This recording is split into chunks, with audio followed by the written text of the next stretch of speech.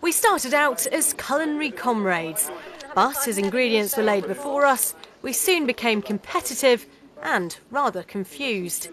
I'll be honest, faced with a basket of butternut squash, sweet potato, ginger, aubergine, lobster and steak, I was worried. Even more worried, I was going first.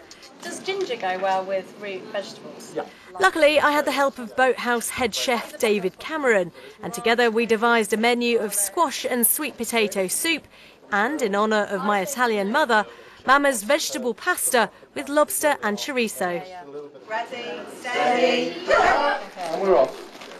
Okay. 40 minutes from now we're going to have this fantastic Italian soup along with the pasta. It's not soup. Well, it's yeah. not Is soup. it? Well, yeah. Is that? And now it's changed. As I'm confident slicing up veg, I started out strong, spooking the competition. I don't know, the way Jess chopped that onion, I'm a bit scared now. I'm sure that fear vanished, though, the moment I did this. Oh, onions. Ah.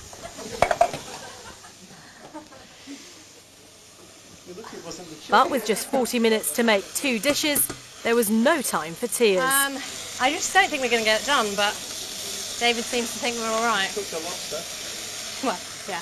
David's cooked my lobster. And with the lobster cooked, it was time to plate up. So I've just served the soup. I've mixed a bit of chervil with pancetta. I'm just going to sprinkle it on as a garnish. Just in the middle, David, yeah? With a whole 5 minutes left, there was plenty of time to serve my main course. And having created a spread like this, I thought I couldn't lose. Hey, But then came the mighty Peter Thank Mac, you. who was decisive in the kitchen. I would like you to kill a lobster. And it was this poor chap who was going to form the basis of his Cajun holiday lobster. While David was dealing with that, Peter cracked on with his starter dish of mushroom and sweet potato soup. And he was cool under the pressure. Am I getting towards halfway? Despite his panic, Pete served up his dishes on time, leaving Ramsay and I a little concerned. And even though I don't like mushrooms, even I had to admit his food was rather impressive. Last but not least was Ramsay Cudlipp, who, it turned out, was the dark horse of the competition. He was making mushrooms stuffed with pancetta, chorizo and blue cheese, followed by a Thai beef curry. Jess put the pressure on by starting with 2 dishes, you see.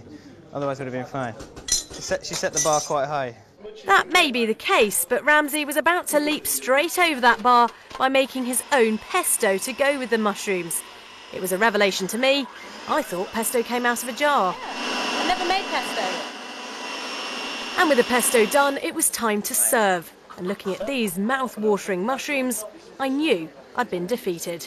I mean, that is a quite impressive starter. That was fantastic. And by the time the beef curry was poured onto the plate, Pete and I knew we'd lost. And as always, I'm gracious in defeat. I hate you. Hang on, we haven't... Oh, sorry. That's amazing. And with that, it was a done deal. Well, I think Ramsay, you were the outstanding winner today, as everybody will agree. So, walking off with £250 for the charity side by side, Ramsay had anything but a kitchen nightmare.